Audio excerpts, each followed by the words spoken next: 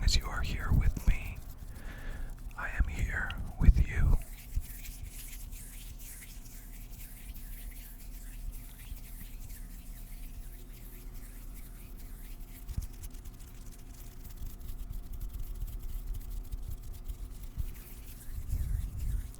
And beyond that, we are always together in some ways. Because in the darkness, we are all connected.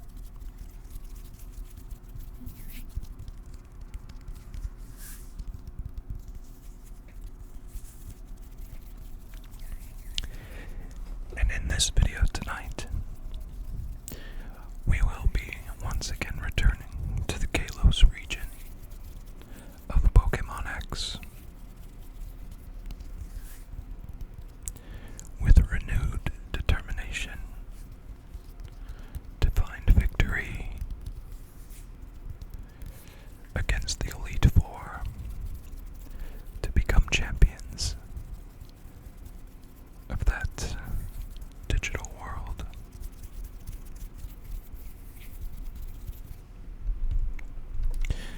But before we get into the game, I would like to encourage you to make yourself as comfortable as you can. To take some deep breaths deep into your belly. Let your belly expand and release any tension that you might be holding there.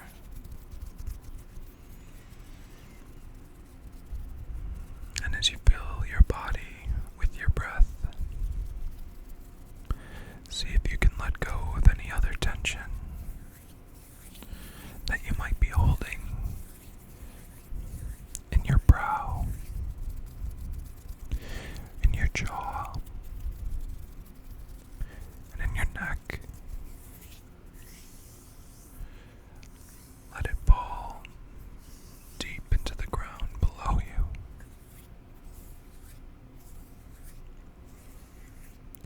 And then see too if there is any tension in your shoulders, which you can let go of,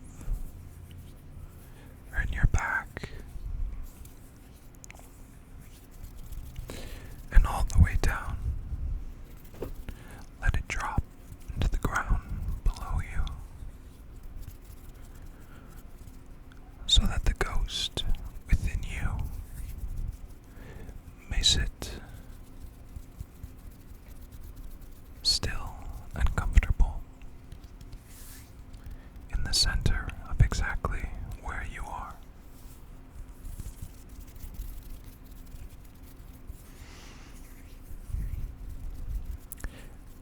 And with that, let's get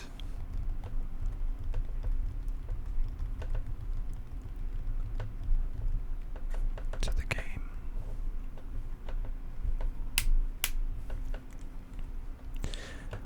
It's been a few moons, I guess we could say, since we've been back here in Kalos, and some things have changed since last time we were here together. So, just to bring you up to speed, I'm going to go through the team as it exists now, and may perhaps exist to the end of the road. But we've got up first a Pancham named Leaf, who has the great ability called Iron Fist, but unfortunately does not yet have any punching moves to take advantage of it with. And next up we have the Poison and Grass type Oddish, who's been nicknamed Night Soil. And if you don't know what Night Soil is, it is a name, I guess, that's given to fertilizer, which isn't maybe just any kind of fertilizer, but a fertilizer that you would make on your own. Perhaps if you had a garden or a farm. And so it could be made up of a lot of things, but safe to say it is rich in nitrogen, just as I assume this Oddish would like to live in. This Oddish is, I think, one of the weakest members of the team at only level 13, but I'm sure she will soon grow stronger. And now, the newest member, Munchie the Snorlax. If you're able to remember in the last time we were here together, this big-bellied Pokemon was standing in the way, or rather, sleeping in the way, of the path which we needed to take. And I actually had started to record this leg of the journey, but due to some unforeseen difficulties, that recording did not make it out of the moment that it occurred in.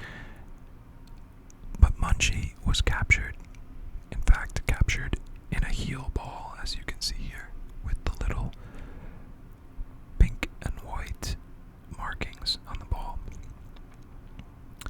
And Munchie has the ability Thick Fat, which gives it extra protection against fire and ice types.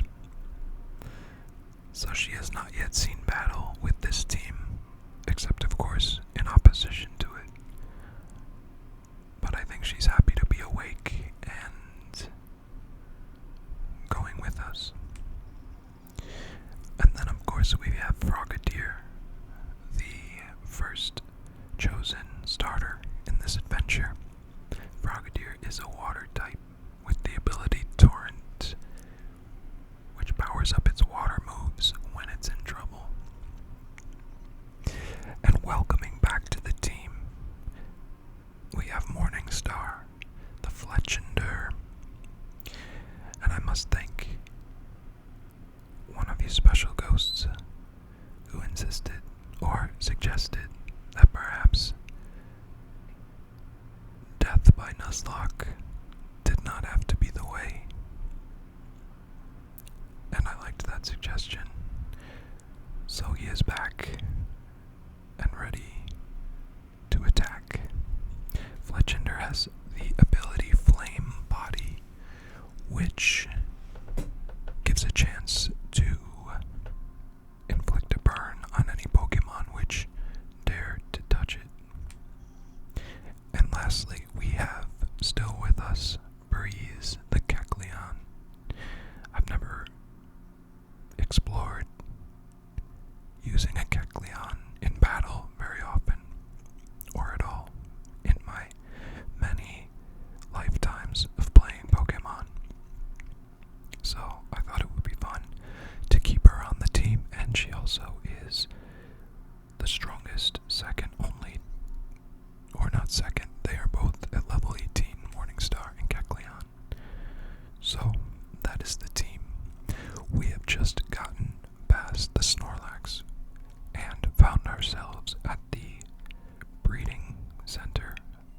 This guy says sometimes the Pokemon that hatch from eggs know the same moves as the Pokemon you left at the daycare center.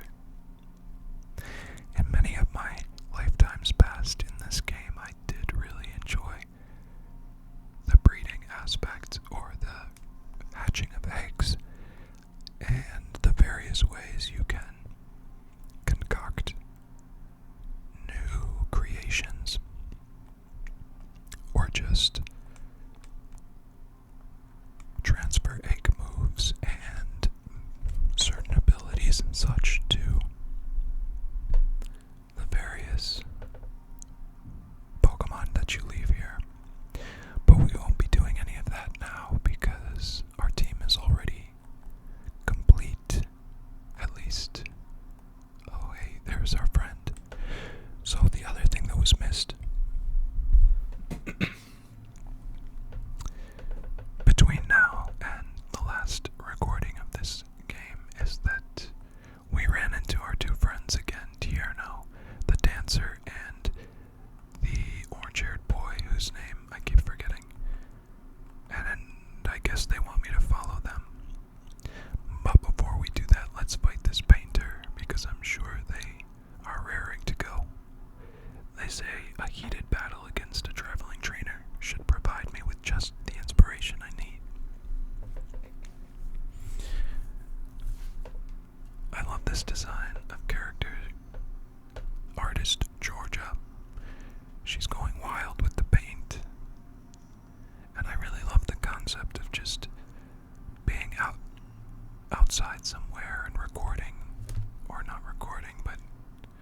guess in a sense it's recording. But painting a vista, painting whatever it is you see, it's such I want to say simple, but I know it's still very difficult. But it's very distilled, just capturing with paint the beauty of nature. But here we are, fighting this artist now. She's taking a break, and she has her Smeargle, who knows the move Ember. If you did not know, Smeargles are a very special type of Pokemon in that they are only born knowing one move, and that is Sketch. And they can't learn any more moves except for more Sketch, as Sketch works only to become another move, specifically a move that's used against or in the same battle as the Smeargle. But Leaf doesn't have time for this Smeargle's nonsense, and with a few arm thrusts and karate chops, knocks it down and defeats artist Georgia, who says, "Excellent, thanks. It's been ages since I worked up a good sweat like this from a Pokemon battle." Perhaps the sweat will help wash the paint from her face.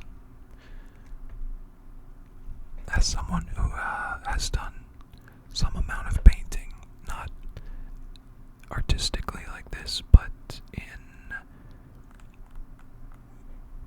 bigger projects, I guess you would say, painting structures and the like,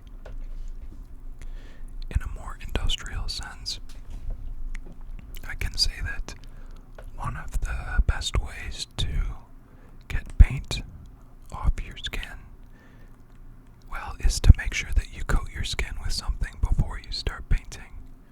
I'm quite a messy painter when it comes to using like rollers and paintbrushes to cover a lot of surface area, and so I will often get it all over myself, and it's a lot easier to wash off if you've, say, put a layer of sunscreen on your skin first. But here's our friend lollying about in the flower field, and he says, so Hackett, about how many Pokemon have you seen? That's a good question. I don't know. Do you want to compare Pokédexes and find out who's seen more kinds of Pokemon? Well, sure, let's check it out. To put it another way, I'm challenging you to my own kind of Pokemon battle.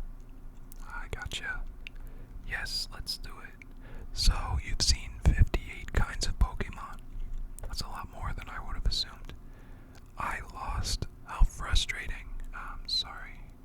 Oh, so you've seen Rolls too?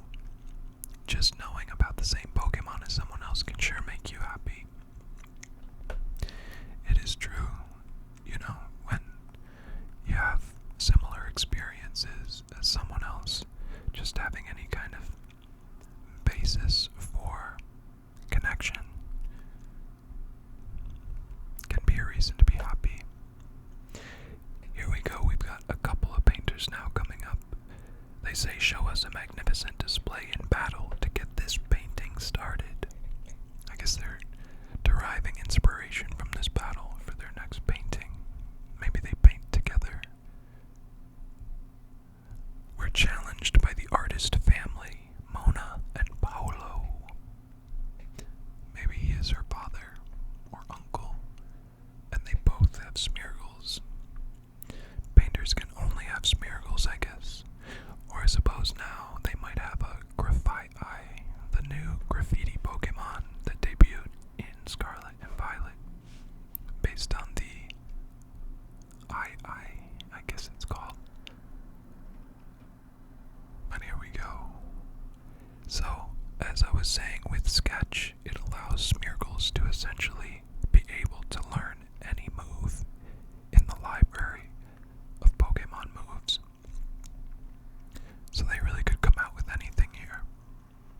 Of course, they would have had to have seen easy just yet, as they're only level 16.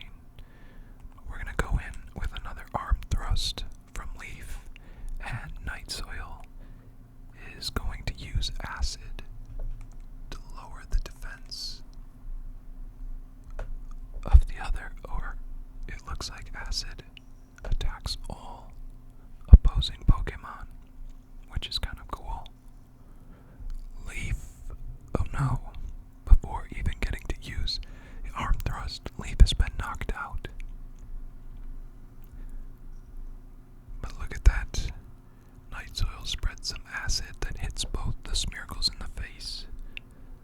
Munchie, now is time for your debut. Munchie joins the battle in place of the fainted Pancham. Although, I guess she doesn't really have a lot of good moves yet, so all we've got is Tackle. I'll have Night Soil continue to use acid, as long as it isn't knocked out. Uh-oh. I didn't see what move that was, but it was super effective. Wow, but even just a tackle from the gigantic Munchie is enough to nearly knock out the Smeargle. Night Soil gains a lot of experience from that, and Snorlax will continue to just throw its body weight at these little painter pups. And Night Soil successfully resisted fainting from these super effective attacks, and together they've taken down the second Smeargle. And Night Soil has achieved level 14, raising its special attack to 30, making it second highest stat after its HP. Mona says, "Yahoo! This is going to be our best work yet." Paulo says, "I'll never forget our battle together." Well, that's awesome. That makes me feel very special. And I would love to see the painting or paintings that come out of that. Another small update as occurred with Morningstar. Though Leaf was knocked out, he will remain on the team. Hackett says, "My friend, do you know about this building? It's called the Battle Chateau, and it's famous for being a place where trainers gather to improve their skills. If I ever learn more, if I learn even more about Pokemon, I'm sure I'll be able to defeat Kalos' 8 gym leaders." You know what? I think you will. I know you will. There's a Pokemon I saw when I was little that I don't remember well. I wonder if filling up my Pokedex will help me remember what it was. That makes me think of the first Pokemon episode, at least I think it was the first one ever to have aired, where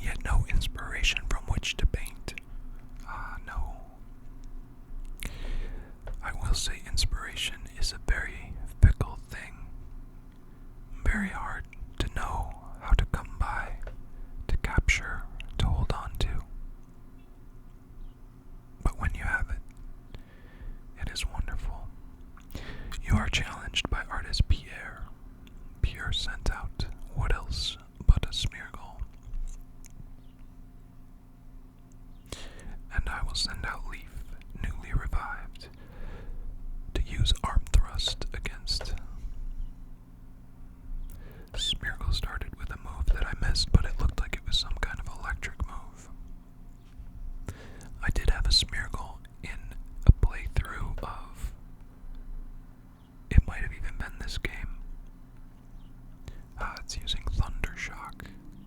Well, it's not doing enough damage to concern this Banjam. And with the second arm thrust, Leaf takes him out and defeats Artist Pierre. What do you have to say, Pierre? Nothing. He is thinking. Let's ask him. A blank canvas means the possibilities are endless. I believe I'll paint the comings and goings of trainers like you along this fine Riviere walk. Okay, I'm glad he's found some inspiration. I feel like there was a camera vista or something where you could take a picture, or maybe it's just the way the camera changes that I'm thinking about along this path here. But here we are, all together again. With all three of us, we're still missing the brown-haired girl, but our rival says, if you all don't mind, I'd like to have a Pokemon battle with everyone. Whoa, that's cool. Now, how should we pair up? Let's go Tierno and Trevor against Chosen One and me. Trevor. So they're both T names, Tierno and Trevor. Maybe that'll help me remember. Let's see. That seems like we will very easily defeat them. I wonder if I say no, if she'll change it up. Oh, I get it. You don't just charge right into battle blindly, do you? That's not why I said no. I do charge into battles pretty blindly, but I just think it's unfair if we face off against them. Let's go with Tierno and Trevor against you and me. Alright, I guess I have no choice here. Sorry, boys. You're gonna go down. Since we're neighbors, we might as well battle together, right? I suppose, but some might see that as giving us an unfair advantage. But here we are. This will be exciting. Friends against friends. Tierno and Trevor send out a Pikachu and a Corphish. And we've got a Fletchling and a Banjam. Okay, we'll start with the arm thrust on the Pikachu. This is a kind of dangerous matchup for this Fletchling here. Doesn't really have any advantage. And the Corphish uses Swords Dance. That's pretty cool. Corphish is secretly one of my favorite Pokemon. Well, and its evolution, Groudon. Something about that generation just really captured my heart. Cacnea and Cacturn also fall into that category. I guess it's these evolutions that go dark.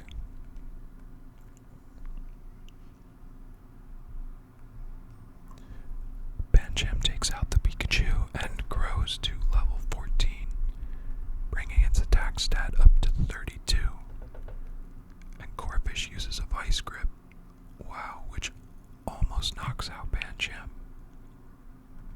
Time to get Banjam out of there. Oh, and Pikachu has been replaced by a Flabébé. Alright, come back. Leaf, let's send out Munchie.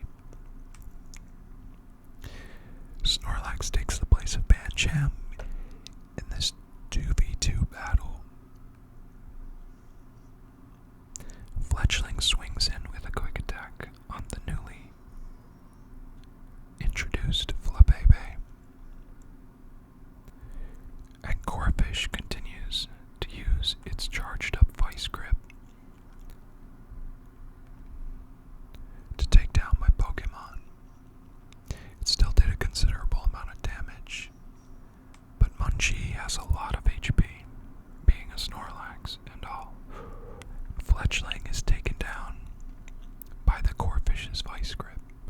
I should probably be directing these attacks towards this dangerously sharp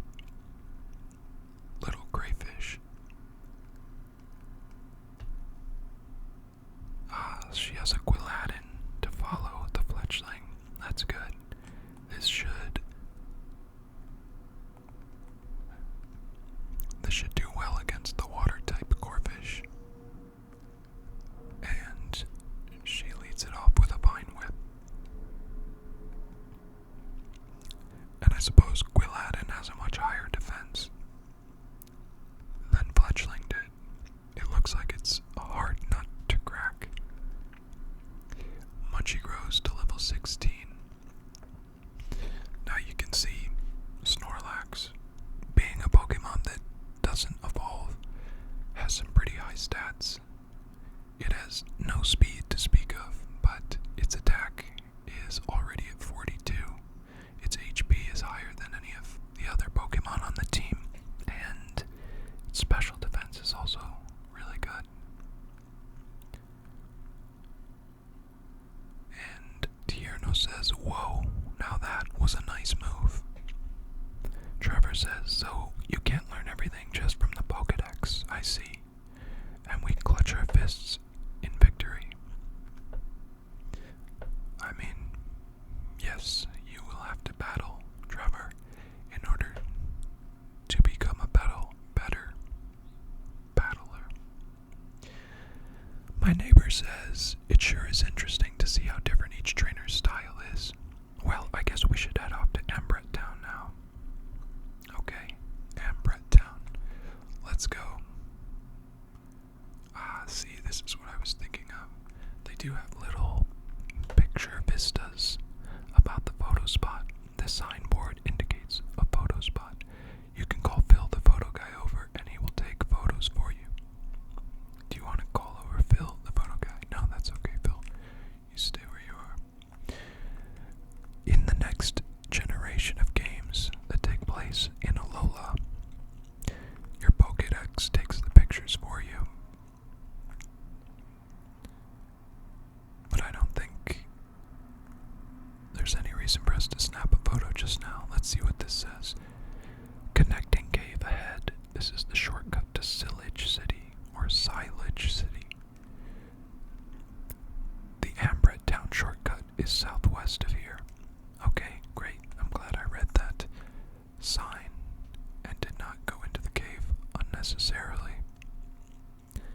Something about caves always are a little off-putting to me in Pokemon games. I guess it's because you can encounter Pokemon at any time, and you can't really avoid them, and they're usually Zubats, which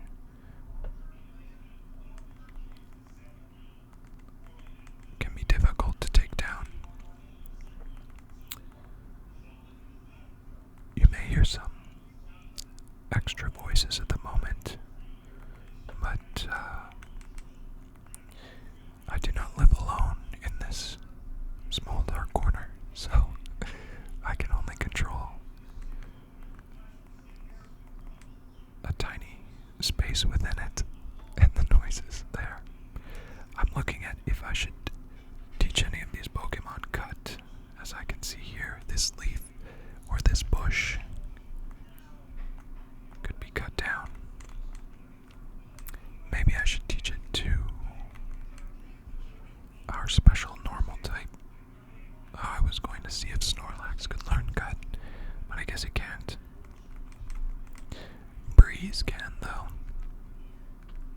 And Kecleon is a normal type Pokemon. So let's have Breeze learn cut. Let's see, what shall we replace? Fury Swipes could do more damage than Cut would, as could Bind over time. It's too bad that Cut is just not a very good move. Maybe we can avoid using it now. We don't need to get whatever's behind that bush. I'm sure it's just a hyper potion or something. Let's see what this says. Connecting cave ahead. This is the shortcut to Ambrette Town. Alright, here we go. Well, we had to go into a cave anyway, but that's alright. A scientist stands here. She says, "How about if I help your dear Pokemon rest up a bit?"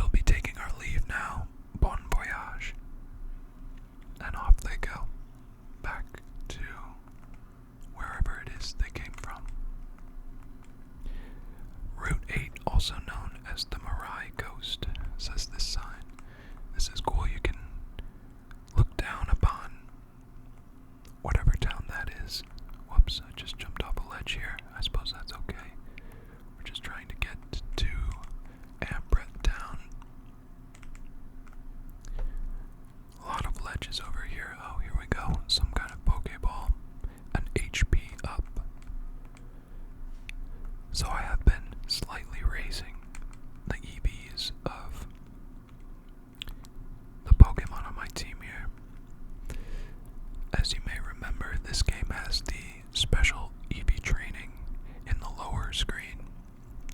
I'm going to give this HP up to Munchie, as she's already such an HP star. We're just going to make her the best of the best.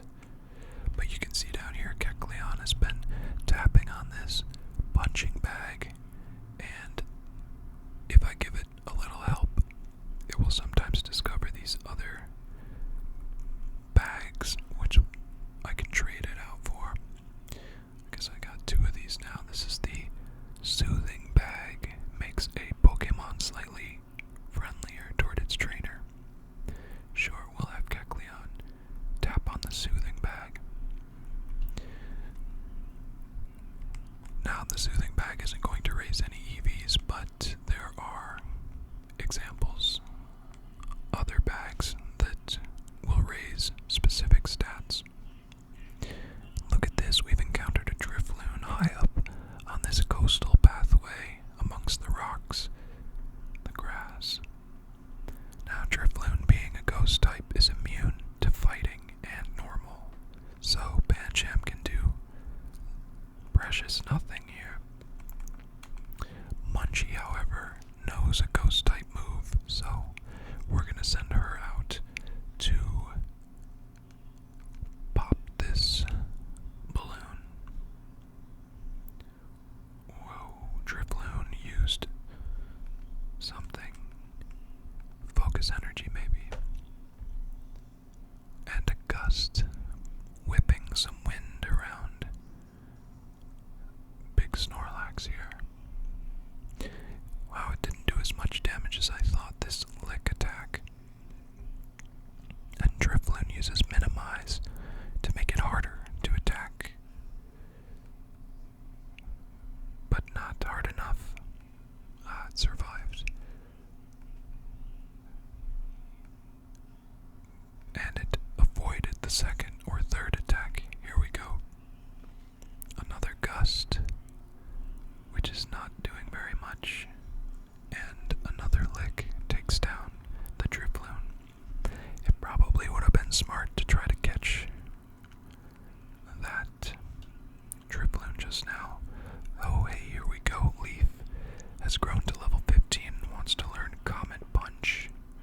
This is great because, of course, as I was saying, it has the ability Iron Fist, which boosts the power of punching moves. Comet Punch is a normal attack, which says it looks as though it's pretty close to Fury Swipes, hitting between 2 and 5 times, dealing 18 damage for each hit. So we'll replace Leaf's knowledge of Tackle with Comet Punch. I didn't know that Panchams could learn Comet Punch. I thought that was something exclusive to Lediba or Ledion. But we've come upon another trainer who says, according to my predictions, this victory is as good as mine. Now to put them to the test.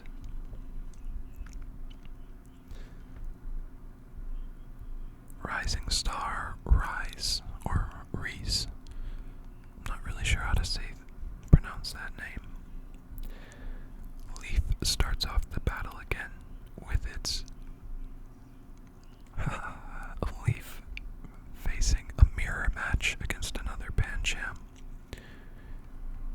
Let's give this Comet Punch a try. The opposing Pancham starts with a Leer, trying to instill fear, I guess. Look at these punches. They're not doing a lot of damage, but I suppose it could have been worse. The other Pancham uses a Tackle, does just about the same. This Comet Punch hits twice, 3 times, another 3 times. Almost there, one more should do it.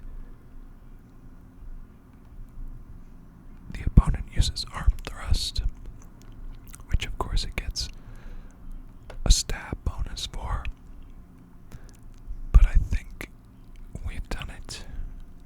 Using the new move Comet Punch, Leaf takes down a fellow Pancham,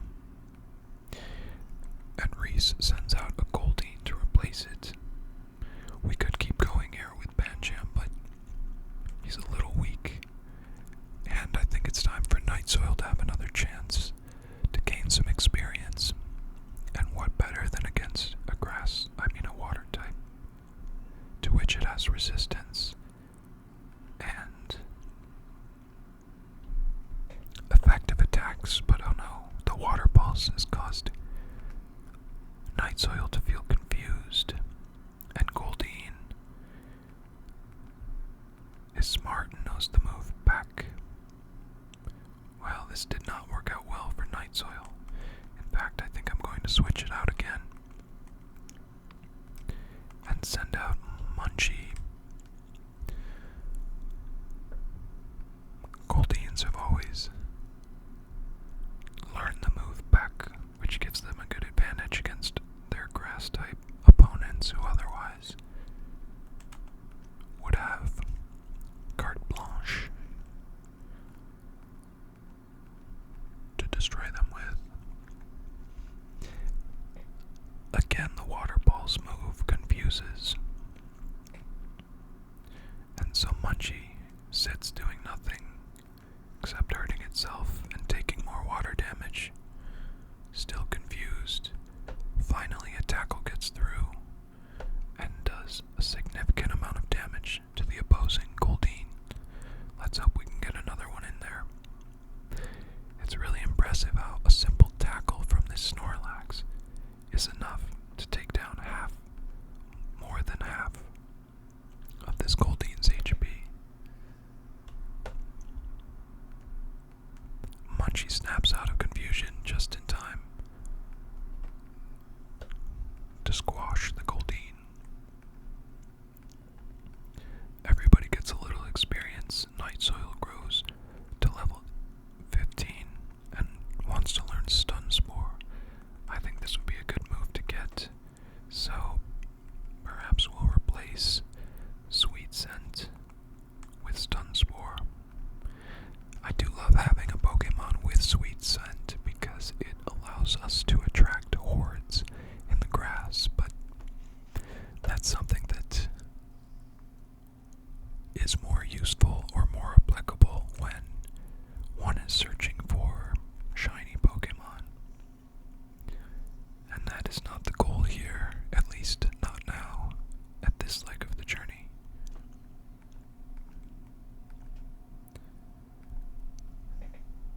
The opposing trainer has sent out a Skidoo, and Munchie has fainted in the face of its attacks. Morningstar, let's give you a chance to stretch your wings once more and have it use Ember against this little grassy goat. It was enough to take it down.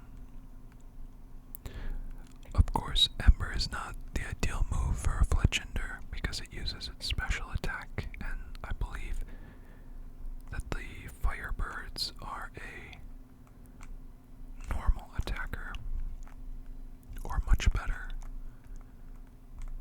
at normal attacks than special attacks. So now the question is, do we go this way or the other way? It looks like it just kind of ends over here. It's a cliff. Look out. And I'm sure this guy would like to attack. So let's make sure we have somebody up who can take him on. Maybe if we give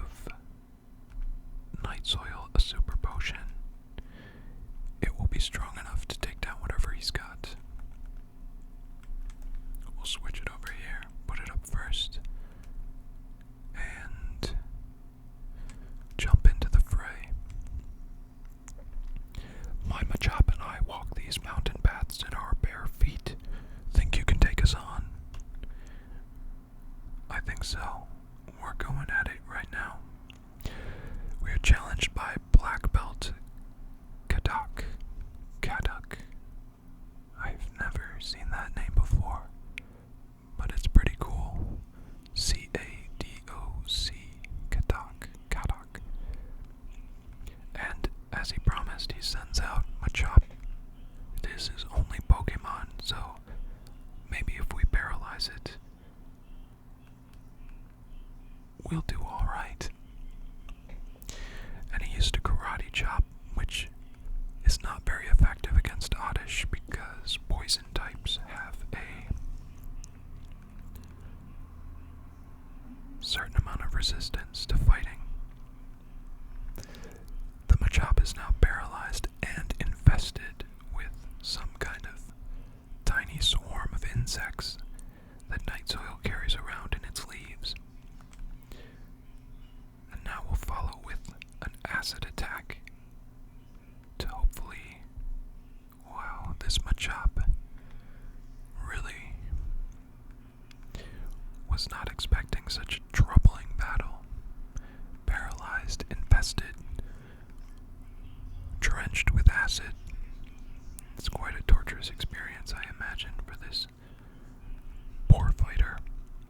But I'm sure it will grow and mature for the encounter, from the encounter. And perhaps the Black Belt Kadak will consider adding another Pokemon to his team. One that would stand a better chance against little old Oddish. He says, it appears that building a thick skin on one's feet does not make one stronger in battle. I guess not, at least not a Pokemon battle. Though having thick soles at other times could be very useful. Well, won't be going any further that way, though I wonder what it was he was protecting. I guess just a beautiful lookout. If this were Pokemon Scarlet or Pokemon Violet, I would jump from this ledge and my stomach would drop as we fall to the next level below. There's something about the way they design that no matter how many times I do it, it still draws some kind of fear from deep within me as I watch myself and Koraidon careen to the ground. Of course, it doesn't hurt you, but it seems like it should. This is our first encounter with a Mindfu, which is also a fighting type, and so might be something we can, I was gonna say keep Night Soil around for, but on the first move, he goes down, she goes down. That's alright. That was to be expected. She was at a very low HP. But it is raining now, so this is going to power up Frogadier's water moves. And just like that Goldeen, she's going to lead off with a water pulse. Did not confuse the Mindfu, but we've got it in a place that I don't think it's going to get out of. With a little bubble, we take out the rest of it. I believe Mindfu is just a fighting type. It evolves into Xianfu, maybe. I forget exactly what it is called. And I forget also what exactly is their specialty. But I do remember using one on a battle team. So I think it has some enviable stats. But here we are up against another Drifloon. Frogatier will use Water Pulse, and it tries to respond with an Astonish, which doesn't do very much. This one, however, we're going to try and catch just to increase our Pokédex numbers. So we'll toss a Pokéball out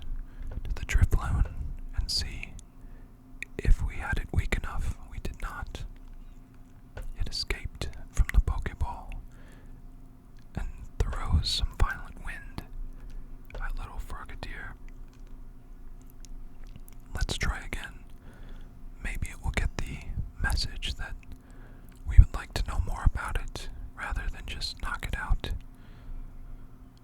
And sure enough, Drifloon is now with us in digital form.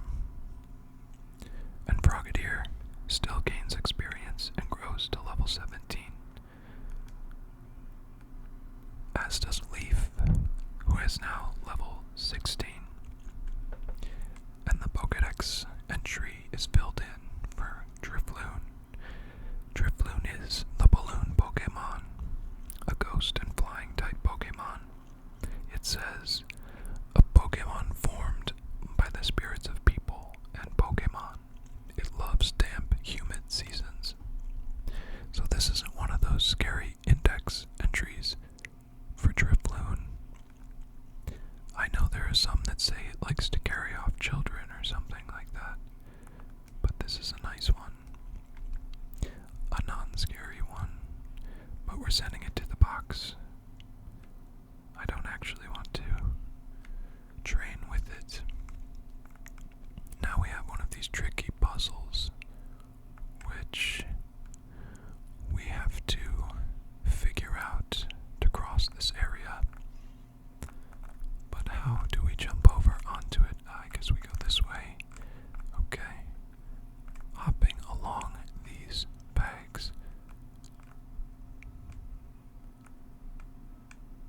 We just kind of go around and around until we get to...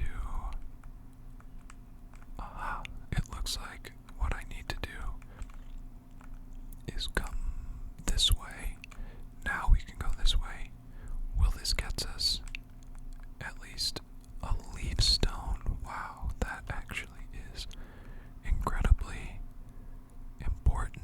We're going to need that in order to evolve night soil into it's stage 2 when we get there. If we get there. Well, then I guess that's it. That wasn't too difficult of a puzzle, and we have reached Ambrette Town. Someone calls out and says, "Hi there, neighbor." Hey, she was right behind us the whole time. She says, "This is Ambrette Town. You just go through the aquarium to get to Silage City, but first we should go to the fossil lab and have them tell us about fossils. We might even learn something about those mysterious stones related to mega evolution." That's right, there's mega evolution in this game. But before we do that, we go to the Pokemon Center. Because of course, our poor Snorlax was knocked out in the last battle. And everyone is feeling a bit tired, I think.